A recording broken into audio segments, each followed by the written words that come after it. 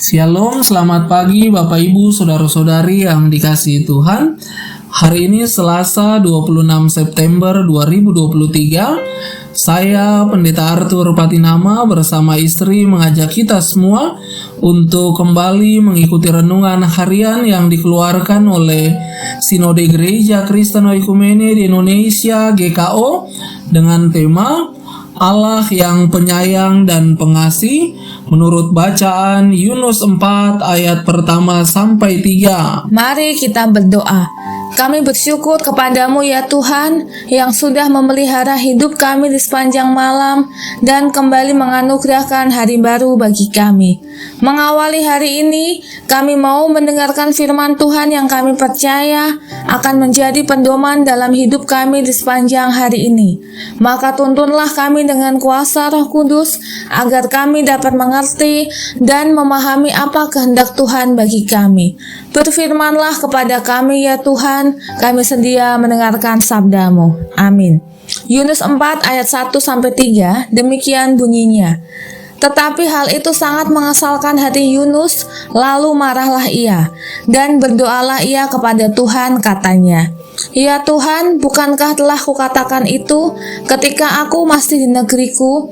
Itulah sebabnya, maka aku dahulu melarikan diri ke Tarsis, sebab aku tahu bahwa Engkaulah Allah yang pengasih dan penyayang, yang panjang sabar dan berlimpah kasih setia, serta yang menyesal karena malapetaka yang hendak didatangkannya. Jadi sekarang ya Tuhan, cabutlah kiranya nyawaku, karena lebih baik aku mati daripada hidup." Melalui ayat firman Tuhan tersebut, kita dapat menggali beberapa pertanyaan. Pertama, apakah yang menyebabkan Yunus menjadi marah? Dalam pasal 3 ayat 10 dikatakan, ketika Allah melihat perbuatan mereka itu, yakni bagaimana mereka berbalik dari tingkah lakunya yang jahat, maka menyesallah Allah karena malapetaka yang telah dirancangkannya terhadap mereka, dan ia pun tidak jadi melakukannya. Allah membatalkan hukumannya kepada Niniwe, itulah yang menyebabkan Yunus menjadi marah. Lalu, mengapa Allah seperti tidak konsisten dalam hukumannya dan memilih membatalkan hukumannya kepada Niniwe? Dalam ayat 2 bacaan kita dikatakan bahwa Engkaulah Allah yang pengasih dan penyayang, yang panjang sabar dan berlimpah kasih setia. Allah sangat mengasihi umat ciptaannya. Yang Allah inginkan ialah pertobatan, bukan kebinasaan. Bapak, Ibu, Saudara-saudari yang dikasihi Tuhan, tujuan Allah dalam kisah ini sesungguhnya bukanlah penghancuran Niniwe, tetapi pertobatan semua orang dalam kota itu.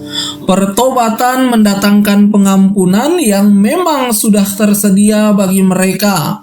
Bagi mereka yang bersungguh-sungguh dalam pertobatan mereka, maka Allah tidak segan-segan untuk mengampuninya.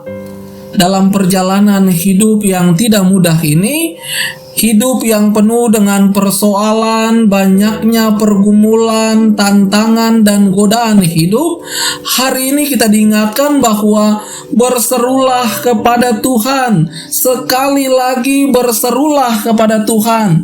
Mendekatlah kepadanya dan teruslah berharap kepadanya. Sebab dialah Allah yang pengasih dan penyayang. Saudara, mari kita evaluasi hidup kita.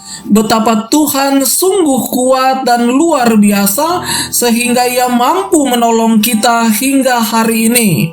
Banyak hal yang tidak pernah kita pikirkan, tetapi Ia berikan kepada kita. Banyak hal yang tidak pernah kita harapkan, tetapi Ia berikan kepada kita. Itulah pemeliharaan Tuhan. Hanya Dialah yang dapat kita andalkan dalam segala hal. Hanya Dialah Allah yang mau menjawab doa-doa kita. Dialah Allah yang pengasih dan penyayang, yang begitu mengasihi kita. Karena itu, seberat apapun persoalan hidupmu, sesakit apapun penyakitmu, bahkan serusak apapun hidupmu, berserulah, berteriaklah dan datanglah kepadanya dengan penuh kesungguhan, maka Allah akan mengampuni dan memulihkan hidupmu. Dialah Tuhan yang akan menjawab doa-doamu. Hanya Tuhan yang bisa mencintai kita secara utuh.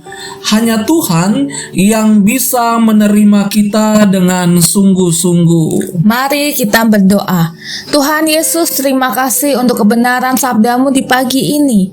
Kami bersyukur kami mempunyai Tuhan yang senantiasa mengasihi kami.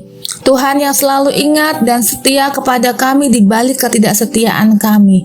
Mampukan kami ya Tuhan untuk mau mengasihi dan mengampuni sesama kami.